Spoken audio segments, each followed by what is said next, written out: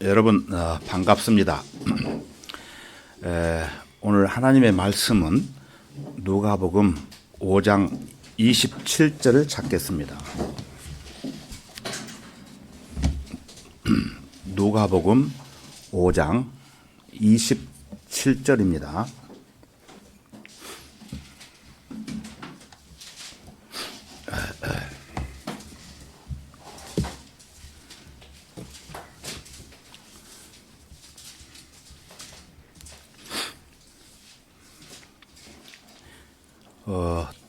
찾으셨으면은 누가복음 5장 27절을 제가 읽겠습니다.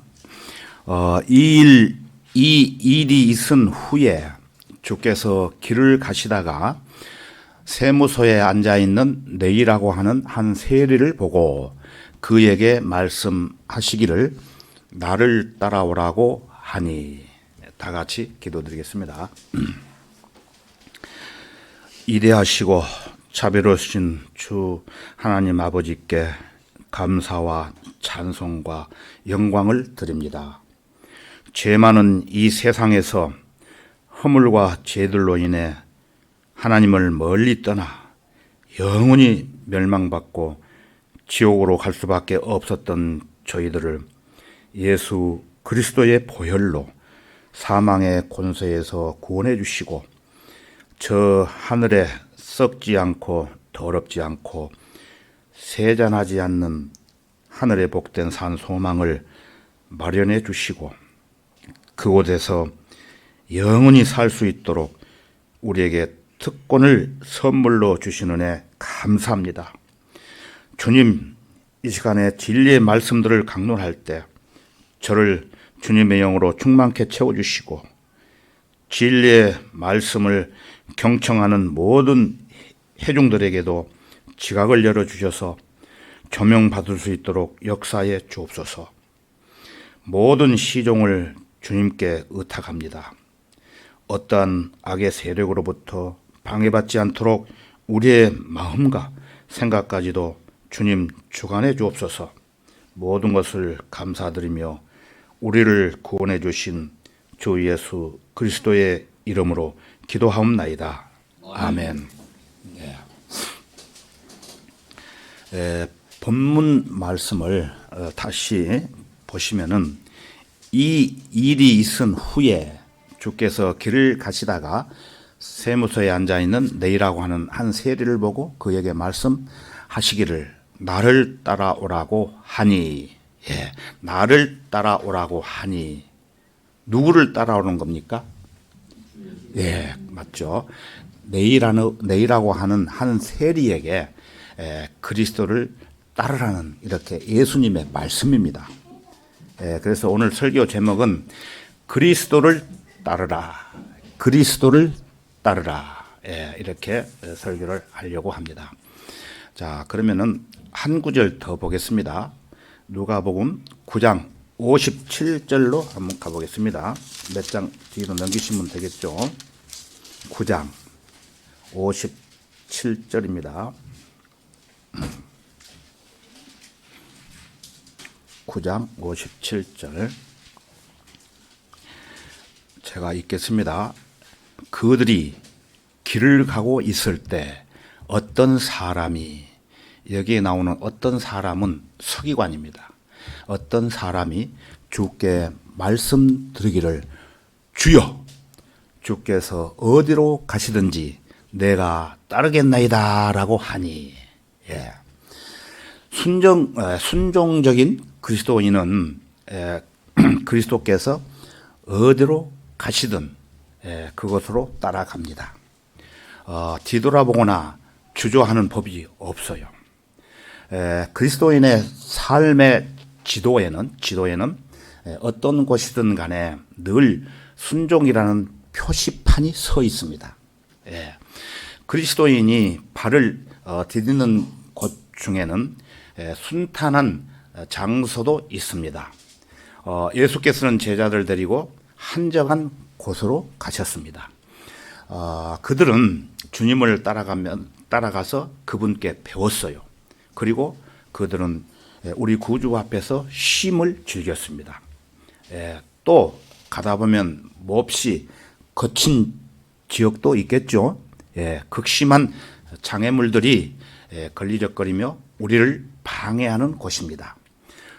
제자들은 주님께 그들 눈앞에 불이 내려오게 하셨으면 좋겠다고 했지만 예수님께서는 그들을 다른 방향으로 인도하셨습니다.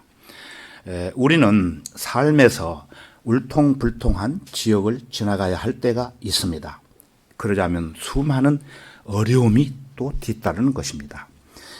그래서 모진 비바람이 불어치는 것도 있을 수 있는데 우리는 이런 곳에서 깊은 비탄에 잠기기 십상입니다. 갈릴리 바다에는 간혹 사나운 바람이 몰아칠 때가 있었어요. 여러분 아시죠? 그래서 제자들은 목숨이 위태로운 지경에 처해 있다가 예수님께서 물길을 걸어오시는 것을 발견했습니다. 그분은 물결이 일렁이는 바다 위에 서신 채로 제자들에게 두려워 말라고 말씀하셨습니다.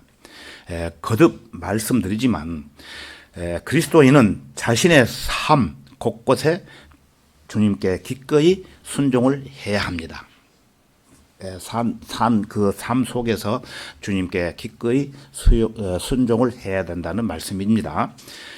그곳이 안전한 곳이든 거친 황야 같은 곳이든 아니면 폭풍이 몰아치는 곳이든 간에 순종을 해야 된다는 것입니다. 때때로 우리는 지독한 박해의 언덕을 넘어가야 할 때도 있습니다. 주님께서 예루살렘의 나사렛에서 그렇게 고통을 받으셨듯이 말입니다. 고통을 받으셨죠, 주님께서는. 그러나 우리는 언제든지 그분을 위해 고난을 감수할 각오를 하고 있어야 합니다. 다시 말씀드리지만 우리는 늘 언제라도 겟세마네 동산으로 올라갈 준비를 하고 있어야 된다는 것입니다. 우리는 그곳에서 순종과 고난에 관하여 많은 것을 배울 수 있습니다. 오직 겟세마네 동산에서만 얻을 수 있는 가르침입니다. 그리 즐거운 시간은 못 될 테지만 그럼에도 성숙한 그리스도인으로서 성장하는 데 꼭 필요한 과정이기도 합니다.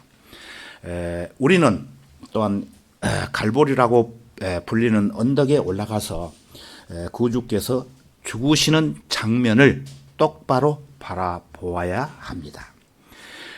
우리가 그분이 죽으신 그 모습 그대로 죽을 수는 없겠지만 주님의 속죄로 말미암아 우리가 구속을 받았다는 사실을 새삼 깨달을 수 있을 것입니다.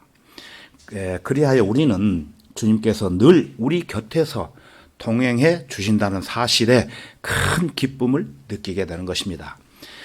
그 외에도 그리스도인이 풍성한 삶을 누리는데 꼭 필요하면서 중요한 사항이 있습니다.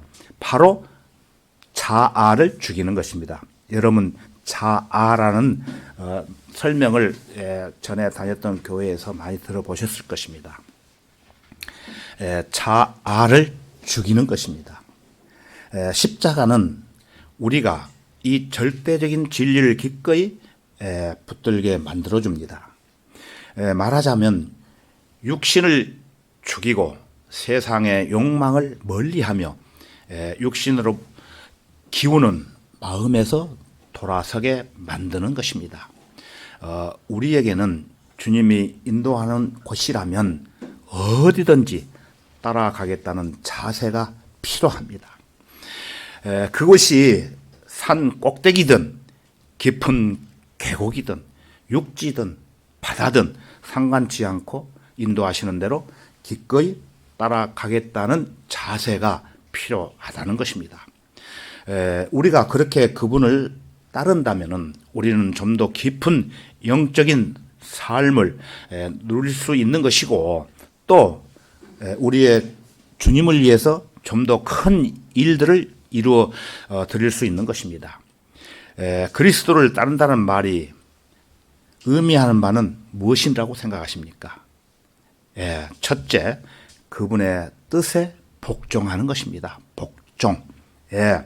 우리가 주님께 드릴 수 있는 가장 위대한 기도는 아버지의 뜻이 이루어지리이다 하는 것입니다. 쉬운 기도라고 여러분 생각하지 마십시오. 기도를 하자면은 쉽게 입 밖으로 꺼낼 수 있겠지만 그 속에 담긴 뜻은 매우 심오합니다. 사도 바울의 삶은 하나님의 뜻에 순종하는 자세로 점철되어 있습니다. 그리스도께서 다마스커스로 가는 길 위에 그에게 나타나셨을 때 바울은 주님께 말했습니다. 주여, 내가 어떻게 하기를 원하시나이까? 바울이 예수님께 주여, 내가 어떻게 하기를 원하시나이까? 사도행전 9장 6절 말씀이에요. 이 질문은 바울의 삶을 상징적으로 나타내는 말이기도 합니다. 그는 늘 주님의 길을 따를 준비가 되어 있는 사람이었습니다. 그분은 자신의 생을 하나님께 맡기고 살았어요. 사람들은 종종 바울처럼 살고 싶어요 라고 말을 합니다. 그래서 저와 여러분 모두가 그런 고백을 하고 바울처럼 살았으면 좋겠습니다. 그러나 그런 삶에는 우리가 단순한 말로 형용할 수 없는 깊은 것들이 내포되어 있어요. 우리가 바울처럼 주님을 따르고자 한다면 우리는 우선 다음의 사항들을 깊이 숙고해 보아야 합니다. 여러분은 집 없이 살 수 있습니까? 예? 없죠. 예. 바울은 집 없이 살았어요. 예. 다른 사람들의 증오를 감수할 자신이 있으십니까? 바울은 사람들로부터 미움을 받았습니다. 가난한 일상과 여러 가지 핍박을 견딜 수 있겠습니까, 여러분? 바울은 늘 박해를 받았고 돌에 맞았으며 도시에서 추방을 당했던 적이 여러 번 있었습니다. 삶이 늘 불안정한 텐데 그것도 감수할 수 있습니까, 여러분? 인간의 눈으로 보자면 바울은 늘 불안전한 상태였어요. 그가 쉼을 얻는 것은 오직 주님 안에만 있었습니다. 자, 우리가 이 모든 것을 감수할 각오가 되어 있다면은 우리는 주님을 따라 사는 바울처럼 살아가야 될 준비가 있어야 된다는 것입니다. 하나님의 귀한 성도 여러분, 어떠한 험한 골짜기라도 주의 손에 이끌려 주가 인도하는 대로 주 예수와 함께 한 걸음 한 걸음 걸어가지 않으시렵니까? 제주 성경 침례교회 일원으로서 주님을 따르며 함께 동행하는 성도들이 되었으면 합니다. 우리 모두 이렇게 되기를 간절히 기도합시다. 바울은 주님을 따르며 그분과 활기찬 교제를 나누면서 주님의 뜻을 마다하지 않고 순종한 사도였습니다. 순종. 자, 두 번째, 그리스도를 따른다는 것은 여러분의 삶을 행하신 그분의 계획을 받아들인다는 것을 의미하는 것입니다. 그리스도를 따르기 위해서는 여러분의 의지를 그분 앞에 굴복시키고 여러분을 향하신 그분의 뜻을 받아들여야 합니다. 여러분을 향한 하나님의 계획은 목을 지켜들고 하늘로 높이 뛰어오른다고 해서 발견할 수 있는 것이 아닙니다. 오히려 무릎을 꿇고 조용히 그분을 기다려야 할 수 있는 것입니다. 그 아도니람 저드슨이라는 설교자가 있었는데 그의 삶은 향한 하나님의 계획은 미얀마 아시죠? 미얀마로 가는 것이었습니다. 미얀마는 암흑과 우상 숭배가 판을 치는 잔악한 땅이었습니다. 그 당시 때. 이 저드스는 미얀마로 가서 불교를 전복시키며 온 나라를 그리스도께로 인도하는 일을 했습니다. 그는 온갖 박해와 각종 질병과 천연두 같은 병고에 시달리면서도 성경을 그 나라 말로 번역을 했던 거예요. 그는 7년 동안 사역을 펼친 끝에 드디어 첫 해심자를 얻는 기쁨을 맛보았을 뿐만 아니라 그는 21개월 동안 감옥에 갇혀 있은 적도 있었습니다. 그것은 100명에 가까운 흉폭한 죄인들로 통풍도 잘 안 되고 위생시설도 엉망인 작은 방에서, 요즘은 감옥이 굉장히 좋대요. 그래서 밥 주고 재워주고 하니까 감옥 간다고 막 그래요, 사람들이. 그런데 이 당시 때는 굉장히 험악한 감옥이었어요. 기하를 겨우 면할 만큼의 식사를 제공받으며 팔과 발, 거기에는 40파운드나 되는 쇠사슬로 채워진 채로 언제 죽을지 모르는 가운데 그는 시간을 보냈던 것입니다, 감옥에서. 그래서 저드스는 자신을 향한 하나님의 뜻을 받아들였던 것입니다, 그 감옥에서도. 그리고 그 뜻을 실천에 옮기면서 그는 그리스도를 위해 고난을 받으면서도 조금도 불평하지 않았습니다. 여러분, 조금만 불평이 있으면, 안 좋은 일이 있으면 불평하시죠. 저도 그럴 때가 있어요. 그러나 이 설교를 준비하면서 이제는 고난을 받으면서 조금도 불평하지 않아야 되겠다는 생각을 해봤습니다. 32년의 세월 동안 그는 문자 그대로 자신을 들여 세상의 구주이신 그리스도를 전파하는데 자기 생애를 바쳤던 사람입니다.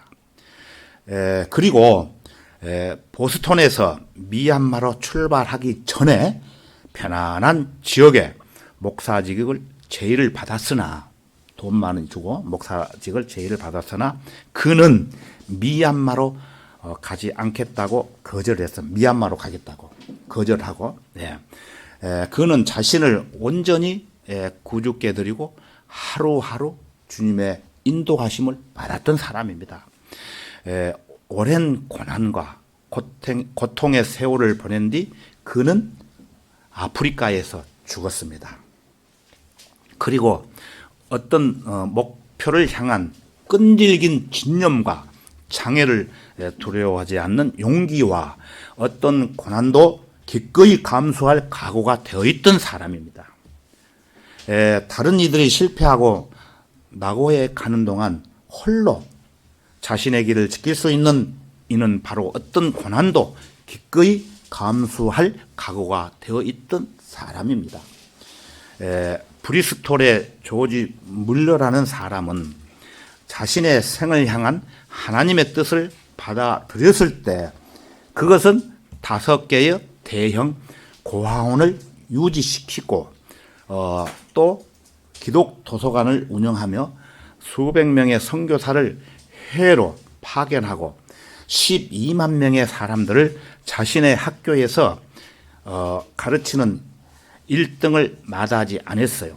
학교에서 가르치는 1등을 마다하지 않고 이 모든 일에 드는 비용은 100만 달러하고도 50파운드였다고 합니다. 그때 그 돈으로. 그러나 그 물려는 기부금 신청 또는 용지를 돌리거나 기부금을 받기 위해서 용지를 돌리거나 돈을 보내달라고 호소한 적이 단 한 번도 없었답니다.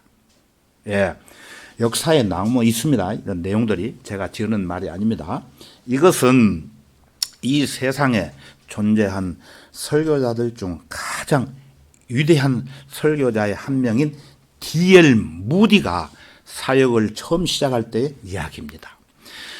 여러분이 누구든지 간에 무슨 일을 하고 있든 간에 재능이 필요하고 재능이 무엇이고 또 장래 계획이 어떻게 되든지 간에 예수 그리스도를 따르겠다고 고백을 한다면 그것은 곧 여러분의 삶을 향한 그분의 계획을 받아들인다는 의미가 되는 겁니다. 이것은 여러 가지 의미를 알 수가 있습니다. 그분의 계획을 받아들인다는 말 속에 담긴 의미를 잠시 한번 살펴보겠습니다. 우선 이것은 드리는 삶을 의미합니다. 드리는 삶. 자기 자신과 자신이 가진 모든 것들을 주님께 드린다는 의미입니다. 우리가 가진 것들 중에는 사실 주님께서 주시지 않는 것은 없어요. 모든 것이 주님께서 주셨습니다. 그리고 이기심을 버린다면 이 모든 것을 하나님께서 요구하실 때 다시 되돌려 드릴 수 있는 것입니다. 영국의 글루체스터에는 오래된 정원이 하나 있었답니다. 정원이 하나. 거기 한쪽 구석에는 작은 묘비 하나가 서 있었다는 거예요. 그 묘비에는 이렇게 적혀 있대요. 거기 묘비에는 1869년 12월 21일 여기 성교를 위해 살다 간 터드맨의 암탉이 눕다. 이 암탉은 4파운드의 돈을 벌여 성교비로 쓸 수 있게 해 주었다. 이 닭은 비록 이 자리에 누웠지만 사역은 계속되고 있다라는 기록이 남아 있다고 합니다. 왜냐하면은 이 닭, 여러분 닭 아시잖아요. 이 닭이 남겨놓은 7마리의 암탉과 1마리의 수탉이 그 사역을 계승했기 때문이라는 거예요. 터드맨은 그 근처 마을에 살고 있던 주민이었는데 그런 런던 선교 협회를 위해 뭔가를 하고 싶었지만은 돈을 내게는 집안이 너무 가난했다는 거예요. 그래서 그는 자기 집에서 기르던 암탉 1마리를 선교회에 기부해서 그 암탉이 낳는 계란들을 팔아가지고 그리스도의 사역에 쓸 수 있도록 했다는 거예요. 이해되시죠? 그리하여 암탉은 죽을 때까지 4파운드의 돈을 벌어 주었다는 것입니다. 그러나 여기서 끝난 것이 아니었고 터드맨은 이 암탉이 낳은 달걀 중 8개를 또 부화를 시켜가지고 8마리의 닭이 나왔겠죠. 그래서 그 닭들도 모두 선교회에 드렸고 선교회는 아주 필요한 때에 상당한 돈을 마련할 수 있었기 때문에 그 암탉이 죽었을 때 사람들은 이 암탉을 잊지 않기 위해 정원 한 곳에 그 무덤을 만들고 묘미명을 세웠다는 거 하는 내용입니다. 좀 이상하게 들릴 수도 있는 얘기지만은 아무튼 우리는 이 이야기를 통해 우리가 가진 모든 것을 또 우리의 모든 재능들을 하나님께 드려야 한다는 생각을 하게 되는 것입니다. 두 번째로 여러분의 삶을 향한 하나님의 계획을 받아들이는 것은 여러분의 속에 있는 밝은 빛을 비추어 여러분이 하나님의 자녀라는 사실을 다른 사람들에게 알리는 것을 의미하기도 합니다. 세 번째로는 이것은 섬김을 의미합니다. 섬김. 여러분 많이 들어보셨죠? 하나님의 계획을 받아들이면 여러분은 매일매일 그리스도를 위해 바쁘게 일하게 될 것입니다. 무슨 일을 하든 그 일을 그분과 그분의 영광을 위해 하게 되는 겁니다. 네 번째로는 증거를 의무하기도 합니다. 증거. 예수께서는 그러면 내게 증인이 되라고 말씀을 하셨습니다.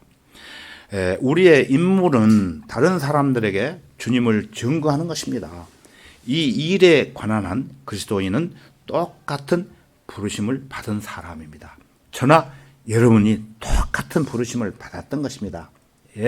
목사든 집사든 성도든 모든 그리스도를 증거해야 합니다. 모든 사람들이 그리스도를 증거해야 한다는 것입니다. 목사만 복음을 증거하는 것이 아니라는 것입니다.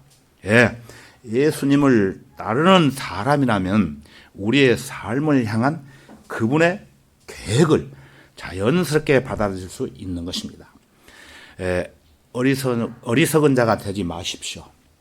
예, 하나님께서 여러분에게 원하시는 그 일에서 돌이켜 도망하지 마시기를 바랍니다. 도망하지 말라는 것입니다. 자, 그리스도를 따르라. 세 번째, 그리스도를 따른다는 것은 그분의 영광을 드러내는 것을 의미합니다. 다음에 몇 마디 말을 여러분들 마음속에 깊이 새기십시오. 그 첫 번째로는 그분의 뜻에 복종하십시오. 두 번째로는 그분의 계획을 받아들이십시오. 그리고 세 번째로는 그분의 영광을 드러내십시오. 어렵지만 그렇게 해야 합니다. 자아는 너무 강력하여 항상 자신의 영광을 추구하기 마련입니다. 그러나 우리는 주님, 제가 하는 일들을 통해 주님께서 영광을 받으시기를 바라나이다 라는 고백을 해야 되는 것입니다. 여러분 어떻습니까? 예, 그분의 뜻을 따라 살겠습니까? 예, 그리스도의 뜻을 따르겠다고 각오를 하셨다면은 여러분의 삶을 통하여 그분께서 영광을 받을 수 있도록 노력을 하십시오. 여러분을 향한 그분의 계획을 따르고 싶으십니까? 그러면 그분께 모든 영광을 돌려드리는 삶을 살겠다고 결심을 하십시오. 그리고 여러분의 삶을 통하여 그분의 이름이 여러분 영화롭게 되도록 노력하십시오.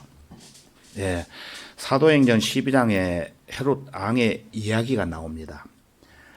그는 자신의 영광만을 취한 사람의 정형적인 사람입니다. 자기의 영광을 위한. 그 왕은 사람들 앞에 앉아서 어느 날 연설을 했습니다.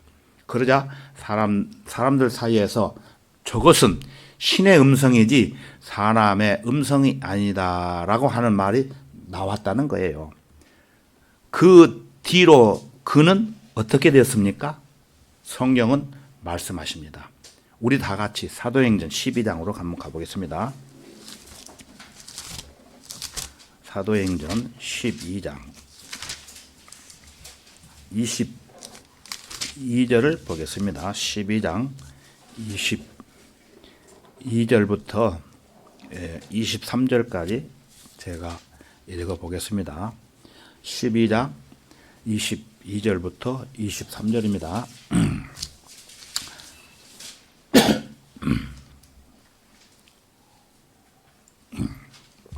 찾으셨으면은 사도행전 12장 22절부터 제가 읽어보겠습니다.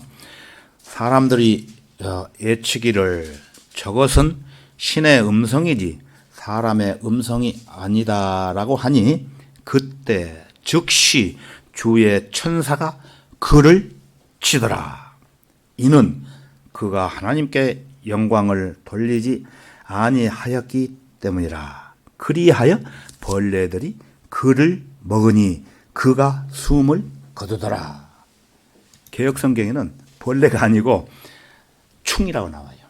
근데 충이 아니고 벌레가 맞습니다. 왜 그러냐면은 벌레가 있어가지고 먹음으로 인해서 알을 낳고 그 충이 또 벌레가 되기 때문에 그래요.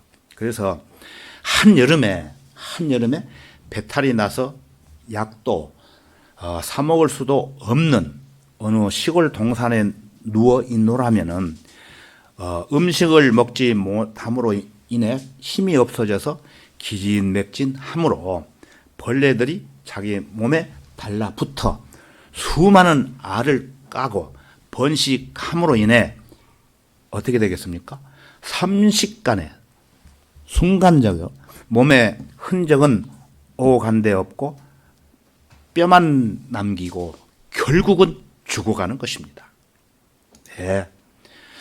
사도행전 13장에 나오는 헤롯은 자신의 영광을 위한 연설을 멈추었다면 벌레의 밥이 되지 않았을 것입니다. 오늘날 이러한 사람들이 많이 있어요. 저는 실제 봤습니다. 사도행전 12장 22절을 다시 한번 보겠습니다. 자, 사람들이 예측기를 저것은 신의 음성이지 사람의 음성이 아니다라고 하니 그때 즉시 주의 천사가 그를 치더라. 이는 그가 하나님께 영광을 돌리지 아니하였기 때문이라. 하나님의 영광을 돌리지 않고 자기의 영광을 돌렸기 때문에 그리하여 벌레들이 그를 먹으니 그가 숨을 거두더라. 하나님이 데려가셔 버려요. 여러분, 이러한 사람이 되지 않으려면은 그리스도를 따라가며 선한 일들을 위해 힘쓰십시오. 선한 일이라는 것은 은혜의 복음을 전하는 것입니다. 너는 말씀을 전파하라.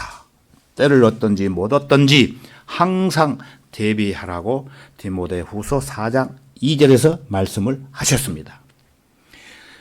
그러므로 너희는 가서 모든 민족들을 가르치고 아버지와 아들과 성령의 이름으로 침례를 주며 내가 너희에게 명령한 모든 것을 가르쳐 지키게 하라. 보라, 내가 세상 끝까지 너희와 항상 함께 있으리라고 하시더라. 아멘. 이 말씀은 마태복음 28장 19절에서 20절에 나옵니다. 마태복음의 마지막 부분은 지상 명령으로 마무리됩니다. 여러분, 지상 명령이라는 것은 무엇인지 아십니까? 지상에서 명령이 아니고 지상 위에서 지상의 명령을 했던 그 내용이라고 아시면 됩니다. 저도 이제 잘 모를 때는 지상의 명령이 우리한테 이 지상에서 명령을 주신 걸로 알고 있었는데 성경을 공부하다 보니까 그 내용이 아니고 위에서 주시는 그 지상의 명령이라는 그런 뜻이라고 이렇게 알았습니다. 복음을 전하는 대부분의 그리스도인들은 이 말씀에 그들의 삶을 헌신하는 거예요. 이것이 가능한 것은 구약과 신약의 가독기에 있는 마태복음이 이제 은혜의 복음을 향해 나아가면서 마무리되고 있기 때문입니다. 그러므로 이 말씀은 교회 시대를 향한 지상 명령이라고 보아도 무리가 없다는 것입니다.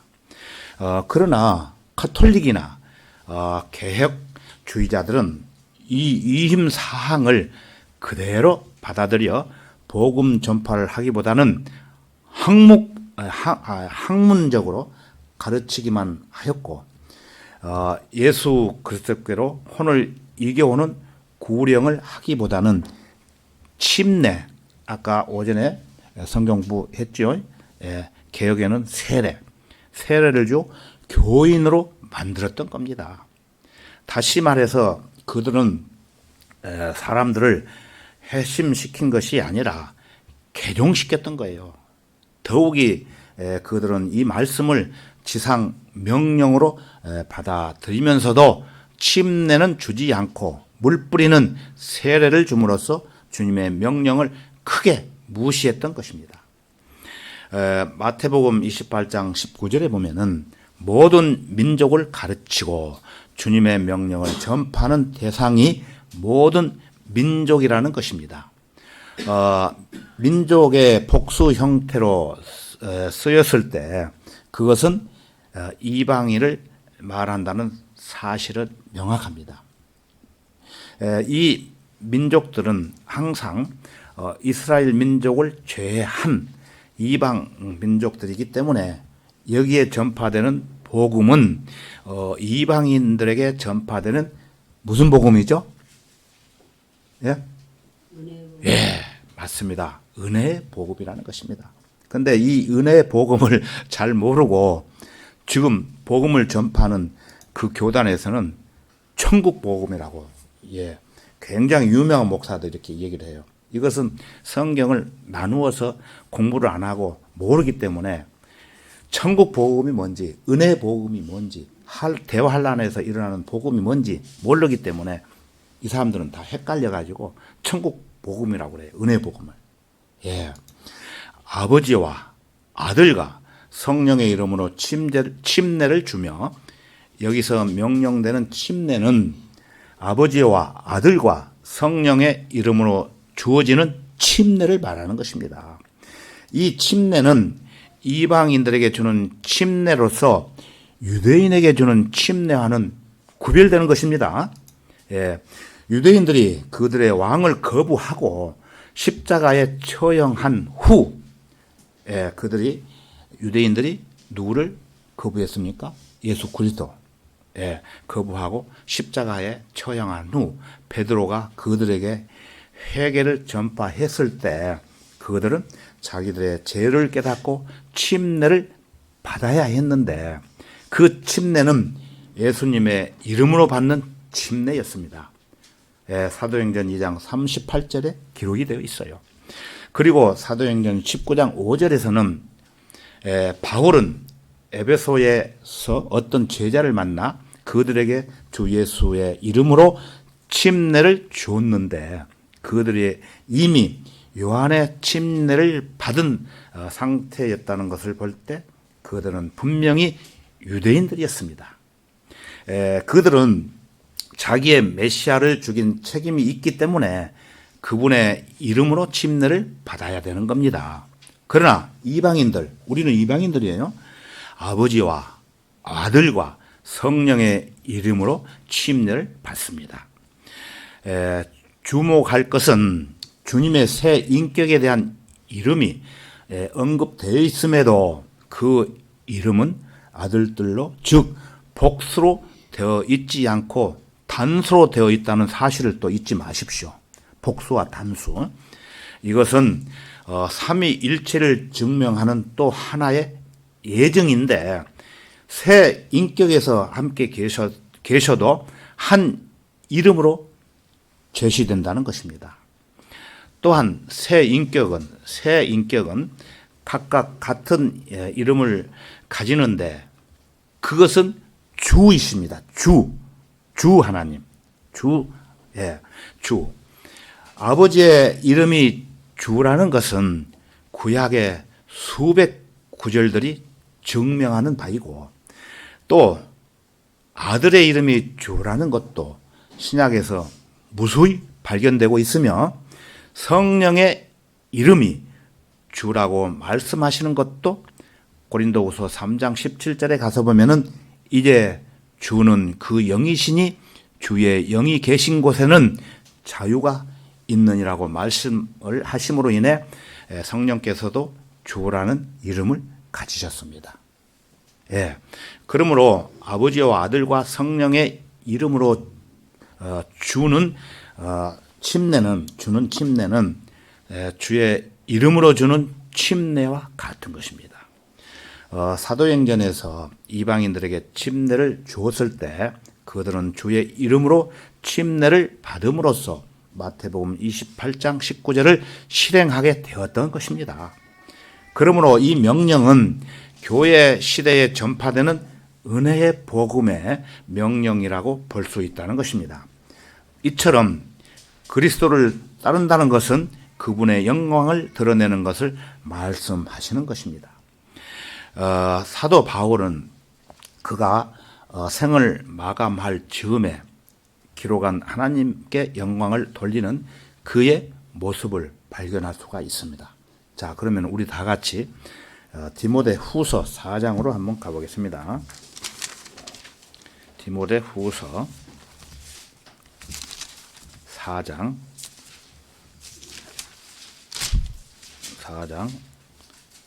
17절을 먼저 보시면은 4장 17절입니다. 17절 그러나 주께서 내 곁에 서서 내게 힘을 주신 것은 나를 통하여 복음 전파가 온전히 수행되어 모든 이방인들로 그것을 들을 수 있게 하려 하심이며 또 내가 사자의 입에서 구출되었느니라. 자, 18절을 잘 들어보십시오. 보십시오. 확인해 보십시오. 18절 주께서는 나를 모든 악한 일에서 구해내시고. 누가 하는 말입니까? 주께서는 나를 모든 악한 일에서 구해내시고.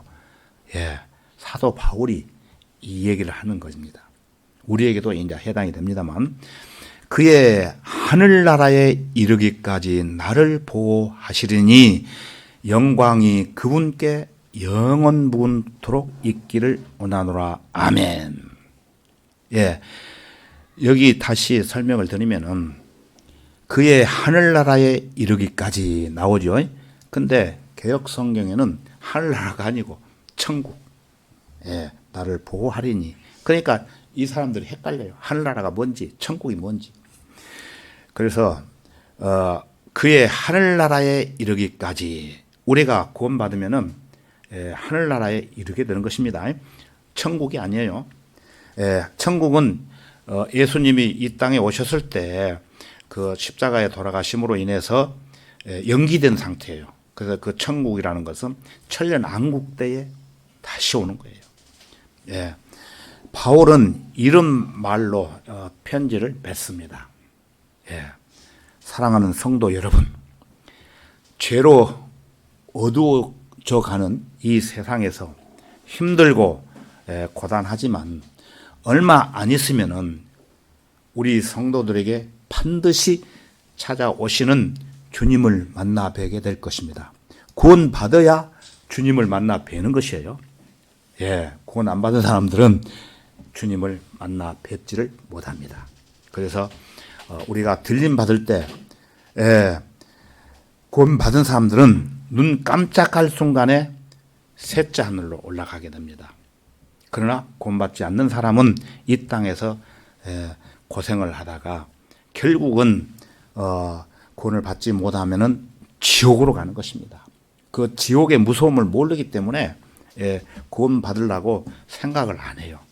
구원 받는 것은 굉장히 쉬운데 어렵게 생각하기 때문에 구원 받기가 힘들어요.